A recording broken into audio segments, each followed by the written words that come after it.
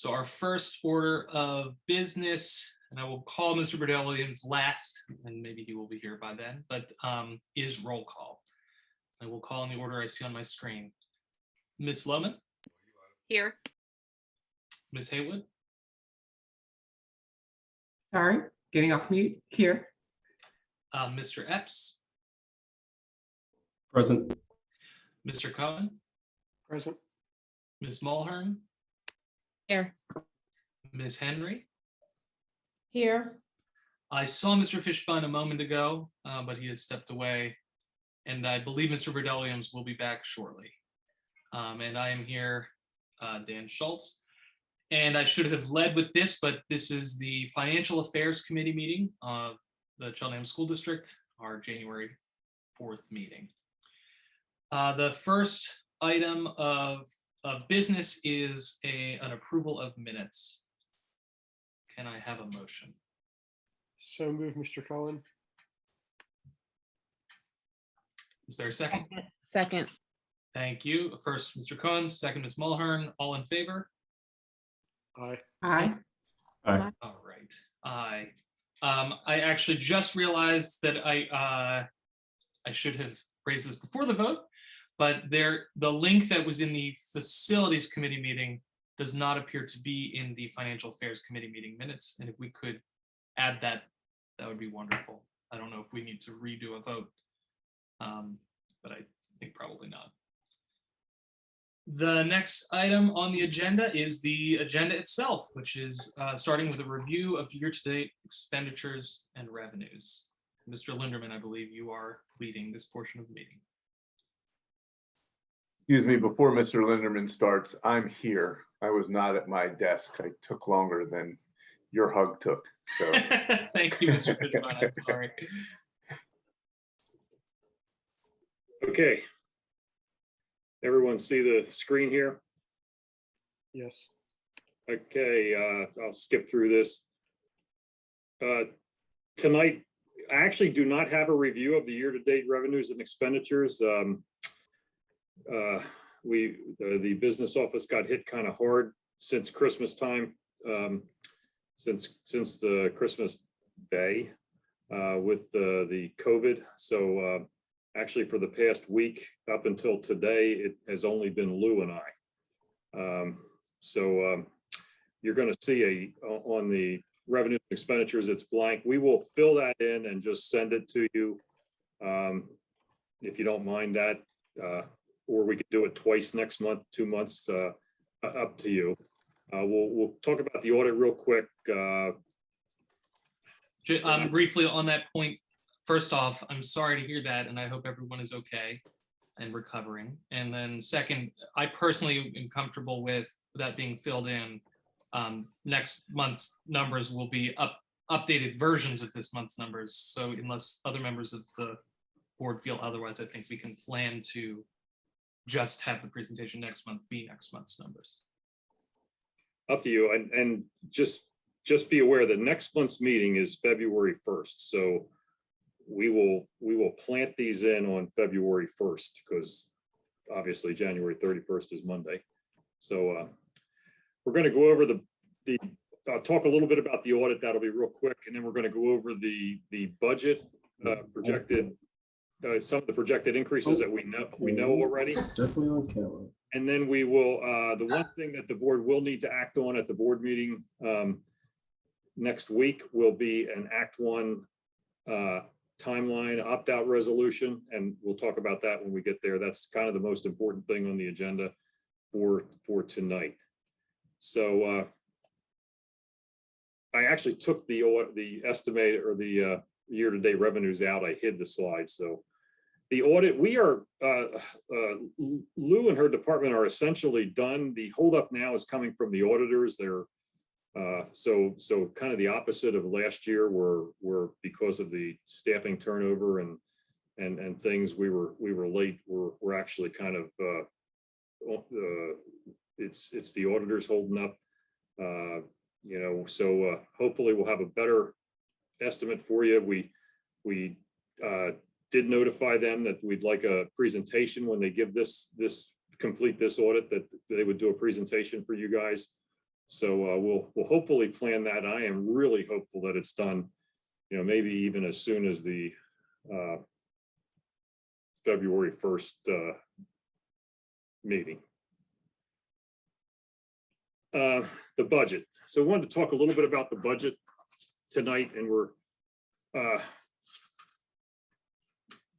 just going to talk about some things that have some added cost to you. We got our first look numbers for healthcare. They are not great.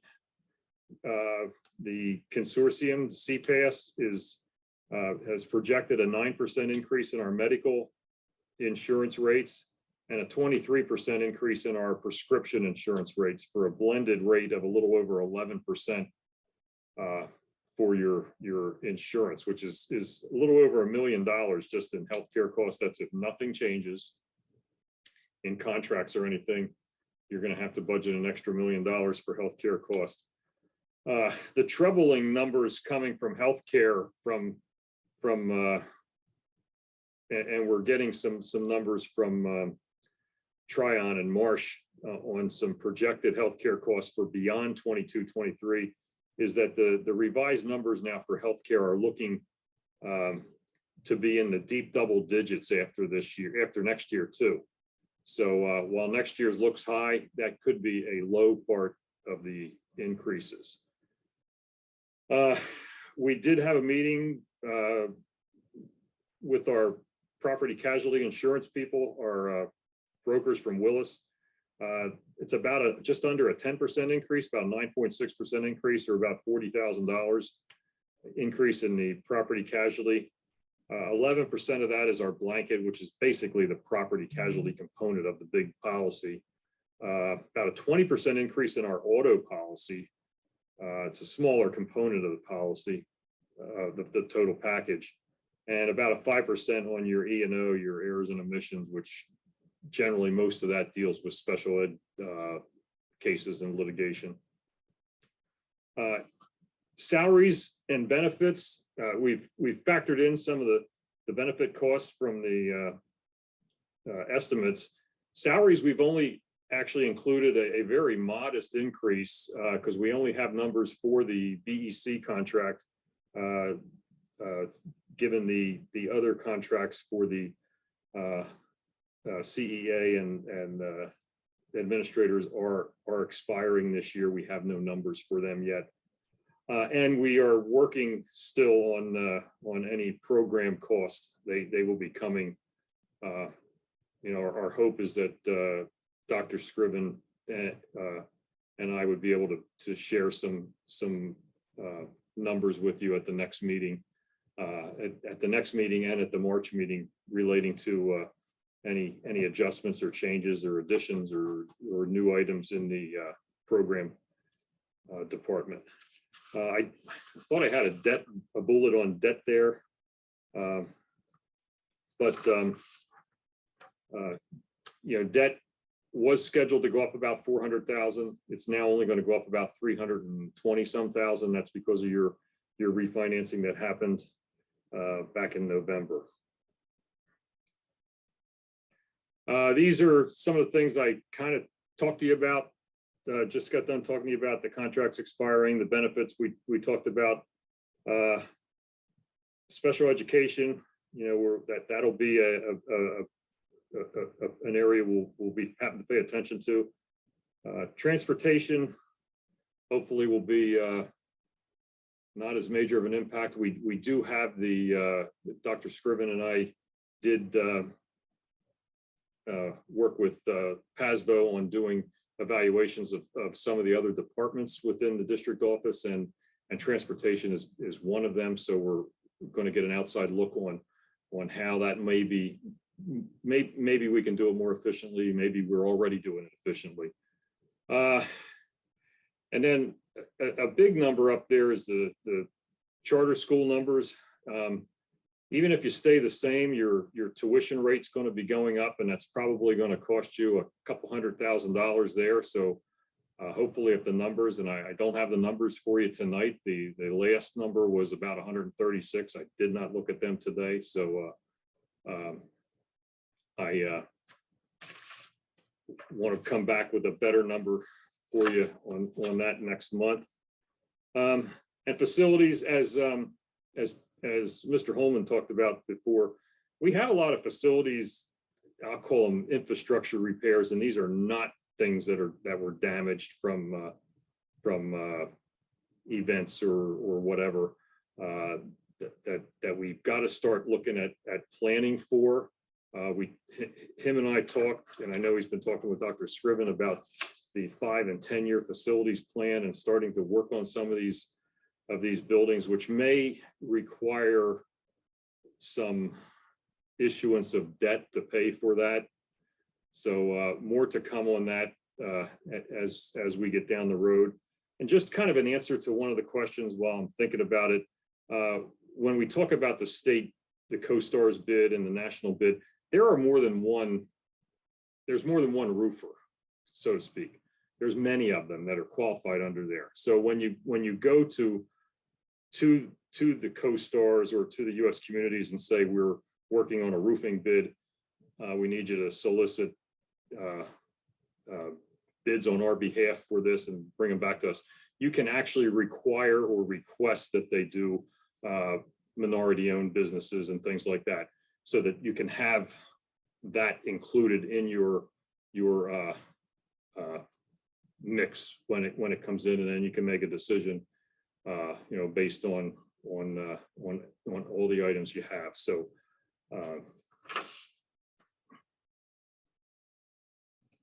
This is a very, very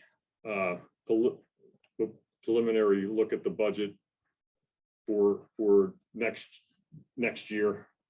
And please do not hold me to it. Don't write these numbers down. Don't say you told me this number this night. This is a purely, we'll call it a WAG for this. But we do have some numbers factored in there for the benefits you can see are up basically from the increases we anticipated. We did increase the debt enough there. That's not all debt down in other financing. Part of the debt is in the 800s too. So it's about a $2.5 million increase. And again, that is probably low. We need to work on some numbers, especially as it relates to contracts that are not fully included in this budget.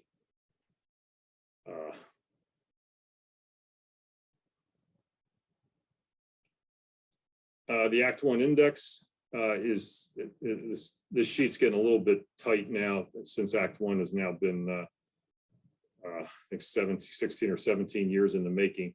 So this is what the Act 1 index has been every year, and what your tax increase has been every year since Act 1 has been implemented.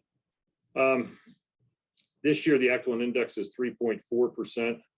And again, the important date is a date at the end of January where you have to decide whether you are going to stay within the Act 1 index, and they actually call it opt out of Act 1, or stay within Act 1, and which means you would be looking to increase your taxes higher than the index and use referendum exceptions. And quite frankly, the only referendum exception I believe that Cheltenham would qualify for would be the increase in special ed cost. So this is a copy of what the opt-out resolution would look like that you would have to adopt. It basically says you swear you're going to stay within 3.4%. That doesn't mean you're going to increase it 3.4%. That just means that it will be somewhere under 3.4%. It could be as far under as 0. It could be 3.39%. That is the board's decision.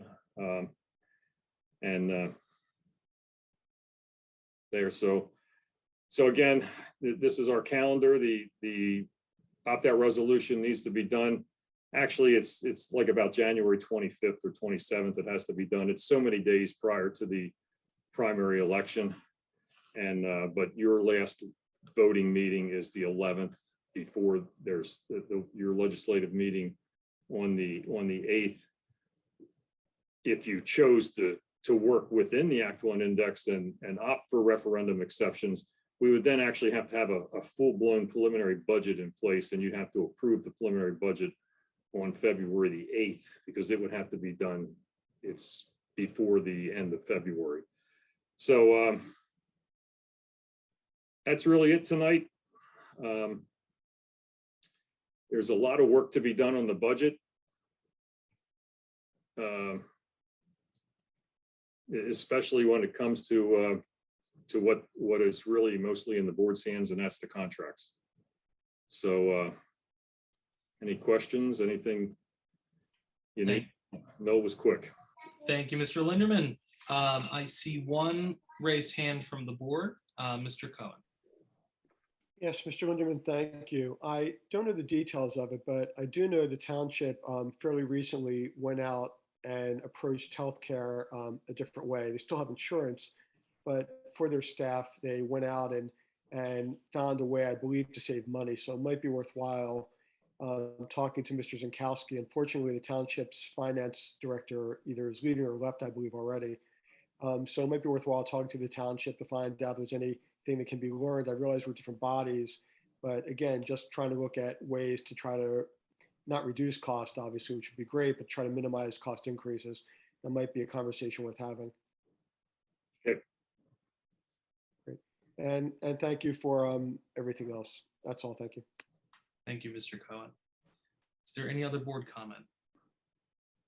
Ms. Haywood, I see your hand. Yes, thank you, Mr. Linderman, for the presentation. In light of the fact that the board will be asked to vote on the Act 1 opt-out resolution at the January 11th meeting next Tuesday, and that the only referendum exception is for special education, do we have a general sense of our special education costs to date and what we anticipate those costs being next year? I know that the special ed department is working on some plans to look at taking over some of the intermediate unit classes to save some money. Some of the intermediate unit classes cost us money. I do not have any information on that. I can tell you, based on some of the preliminary numbers we did last year and some of the numbers I looked at this year, your special ed costs are quite high, especially in what you sub out to the IU. A lot of schools have taken back when you have smaller classes for special needs students, and if you have 8 or 10 of those students in a class, you really can hire your own teacher, hire your own paraprofessional, and do it for a lot less than the IU, which will charge you, and I don't, anywhere from $30,000 to $40,000 a head to be in to educate that student and use all their stuff. I know Ms. Gallagher is working on that right now. Seems like I get an email from her 2-3 times a day on information she needs, but I know she's working on a way to hopefully reduce some of those costs. Special ed costs were rising at a pretty extreme rate. They did kind of level off during COVID a little bit, only because of the lack of in-school, in-person education. There was some reduction in some cost related to that, but still, your special ed costs. I think if I remember right, when I talked about this last year with the budget, the special ed costs are kind of, and this is not just Cheltenham, they're for everybody. They're almost out of control. It's almost impossible for a business manager to keep up with the special ed costs. You change your budget, you budget what you think is going to be good, based on what's going on now, and then it becomes higher next year and you don't have enough budgeted. So you're constantly chasing you're constantly chasing the tail of the dog, and you're just never catching it. So hopefully, by working, within the system and trying to say, okay, some of these IU classes are even in our buildings, we need to take them over and do them, at a more efficient and better for the kids too. Now you've got more control over them. So, hopefully we'll have some more to report back on that. Like I said, either February 1st or March, when Dr. Scriven and I talk about the programs with the board. And Ms. Haywood, we'll work on trying to get an update, some type of update for you by in our Friday update that we send out to the board. That would be great. Thank you very much. Yes, ma'am.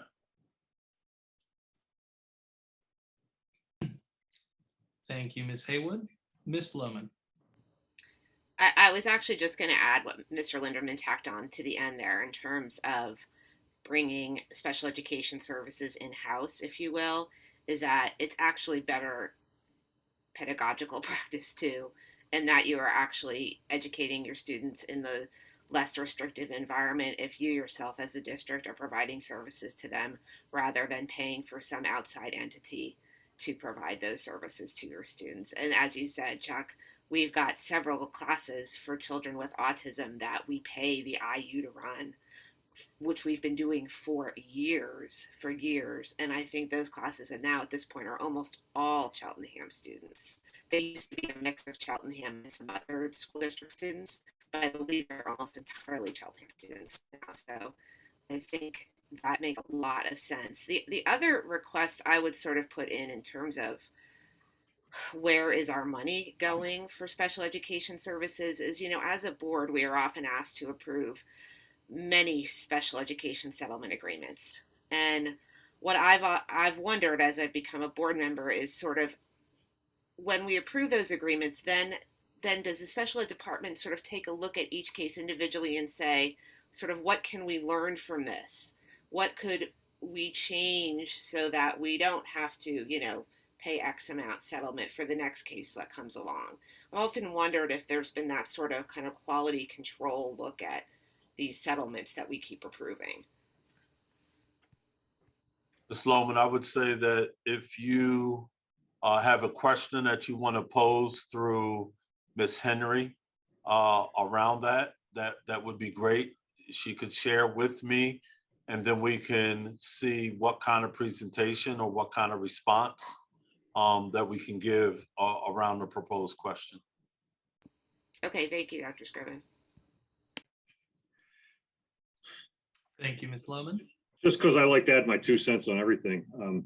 You are not unique in the special ed settlement realm. Everybody has them. 35 years ago when I first became business manager, we had no settlements. And then they just kept building and building. It's a kind of a product of the times and a what I'll call a litigious public looking for the best education for their kids.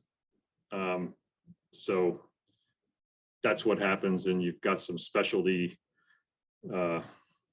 legal people out there going not just after Cheltenham, after everybody, going at everybody with things. And so it does cost a lot of money. It's a very expensive proposition. And Pennsylvania does, if they would just comply with just the federal regulations for special ed, there would be a little less cost involved for special ed schools. This is my understanding. But Pennsylvania goes above and beyond some of the federal standards and regulations for special ed, which costs most of the Pennsylvania schools more, not just Cheltenham. This is kind of a global comment. Yeah, and I'm gonna push back as a child advocate for kids with disabilities on that one, Chuck, and actually. No, I would like to just say support that. we're entering the realm of public recorded session discussing litigation and rights. I really would like us to potentially put a hold on this conversation and maybe have it in an executive session if appropriate. But although Ms. Lohman, I agree with the spirit of what I'm sure you were about to say. I want to make sure that we are mindful of that. So if it's okay, I think that what Dr. Scriven proposed, which is to forward the question along, and then we can potentially have a follow-up conversation in whether it's in public or in private, depending on the nature of what needs to be discussed and whether it should be an executive session topic. Ms. Henry, I see your hand raised. You are muted, Ms. Henry. I would just like to remind us that the more appropriate place to raise questions, especially ones that broach litigation that either we're currently involved in or could be involved in, would be through the committee chairs, because they can go directly to the administrative liaisons and get responses. And when applicable, those responses can either be disseminated to the entire board or they can be discussed in executive sessions. So I wanted to just be really thoughtful about some of the questions that we're asking, especially when it involves potential litigation that the district is involved in. Thank you, Ms. Henry. I see no other board hands raised. I do see a member of the public, but before I go to the public, I wanted to make two comments. The first is comment/question. I want to confirm my understanding that we will be asked to vote for an opt-out resolution in 1 week. And what that means is that we, as a board, are committing to not raise taxes above Act 1 index. Is that accurate, Mr. Linderman? That is correct. Okay. And I also wanted to point out to the board that this is the correct or best. You're obviously welcome to raise comments at the legislative meeting right before the vote. However, this would be a very good time because it would give us time to adjust if you don't agree with that approach, because we will be asked to vote in a week. And so that just means that we are committing to either making sure our budget falls within that increase or committing to using fund balance if we aren't successful at that. Mr. Cohen. Yes, thank you, Mr. Schultz, for that reminder and opportunity. Going back to and I realize, again, as Mr. Linderman very clearly put forward, that it's still in flux and it's just a draft budget, but it does show that there's a shortfall. So I'd like to have more information in terms of where that money is coming from, where the fund balance stands. Will that include any ESSER funds and things of that sort? At least at a high level conceptual point of where we are now with the budget as presented in terms of conceptual preliminary draft. Thank you, Mr. Cohen. And Mr. Linderman, would you be able to pull up that slide with the preliminary budget? And also, I will just to confirm, the budget as presented, does it include any tax increase, or is the budget as presented, which has a shortfall of nearly 2.4 or over 2.4 million, that is with that would be with a 0% tax increase? That's correct. Okay, thank you. It also does not have very much for your contracts that are outstanding in there. I believe an increase, if you went to the Act 1 index, you would get approximately $3.3 million more in property tax. So the budget as we see it now, barring some increases that we have not put in here, and one of them obviously are salary and benefits, too many more salary and benefits, you should be able to stay within the index. So thank you. Mr. Khan, does that address your question? That does address it. I guess in large part, I guess a question also, Mr. Linderman, can you just give us a sense of where the fund balance stands today, please, in terms of the fund balance, which is not obligated / dedicated for facilities for capital projects? I'll have to get that for you. I don't have it off the top of my head. If this was my prior district, I knew every number by heart. Well, no, that's fine. If we can get that before, I'm not anticipating personally any problems on voting on this at the meeting, but if I can get that information for the meeting. We will have that to you. Actually, I know Lou and I have that in the preliminary audit stuff from the end of